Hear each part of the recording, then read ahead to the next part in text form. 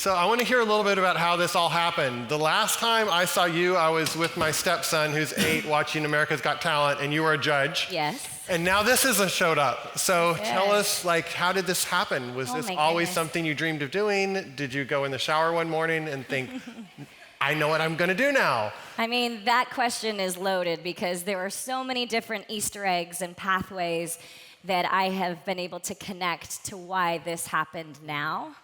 So my whole life I was a dancer, and it was my form of expression.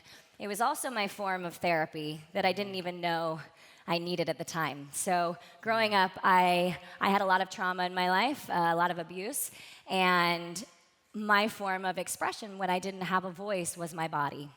And we hold and we store so much information in our body that to think that I was able to express myself, move that energy, that stuck, stagnant energy that could have been stuck for so many years, I would be a very different person than I am today. So that was my childhood. Then growing up, I had all these goals because at that point in my life, it was about validation, to prove myself, to show these people who had done what they did to me that I was gonna make it.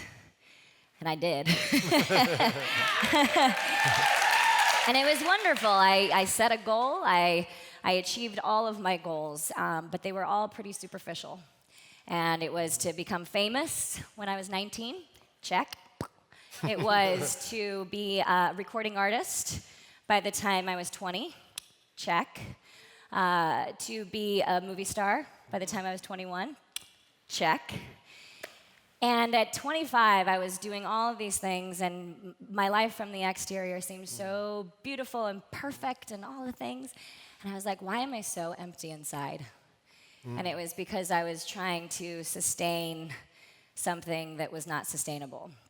And I realized at 25 I needed to start diving in, really kind of figuring out who I am and what actually makes me happy and what's fulfilling, and needing to really just connect to my truth. So I went on that journey when I was 25.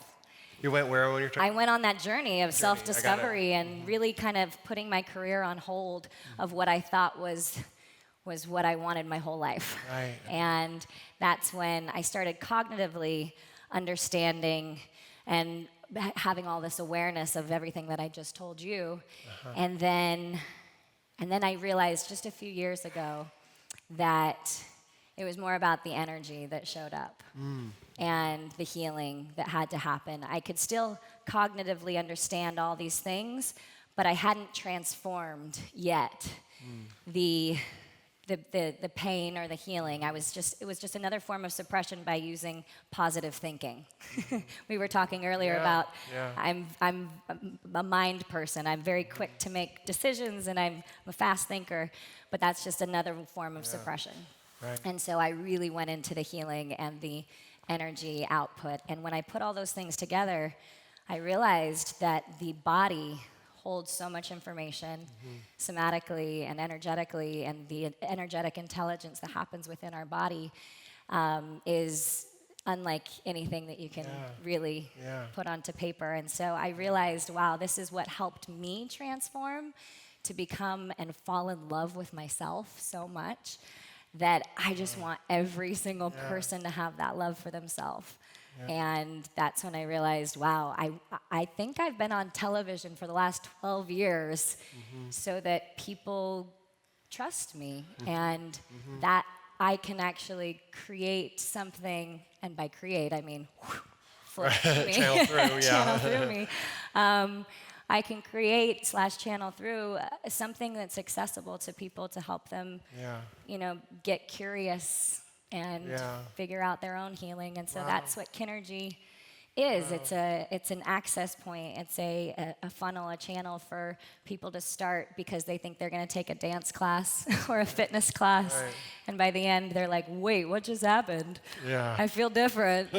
What is that? How do you see the art of transformation? Like, what was it that shifted that when you cognitively you're trying to understand things, and all of a sudden there's an energetic understanding? Is there, what have you noticed in yourself or working with people that supports that from happening to happen?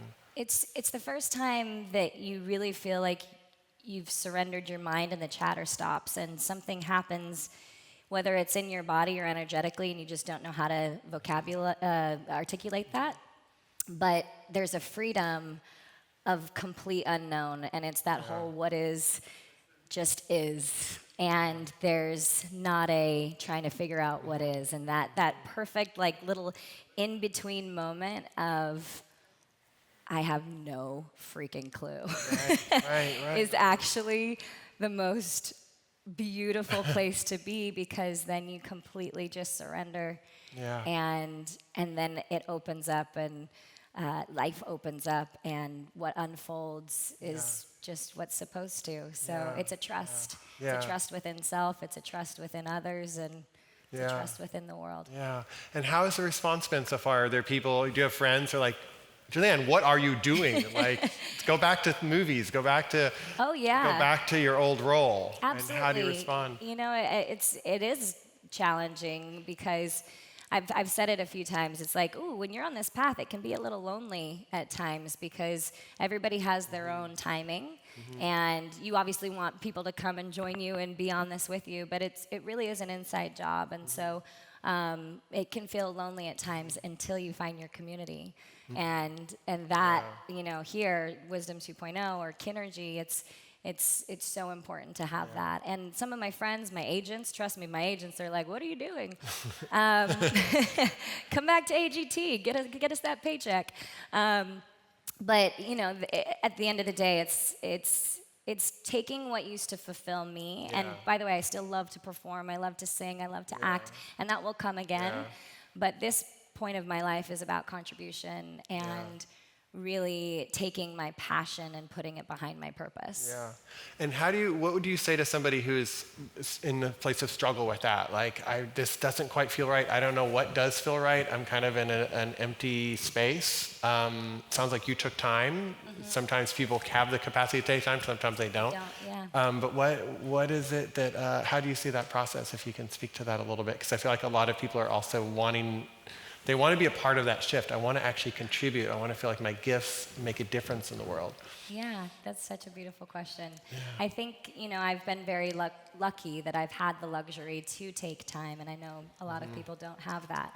I think having, or even the resources. So I think finding community is massive, because the support system there, they can be your teachers and your guides and mentors. I have so many mentors that they don't even know they're my mentors.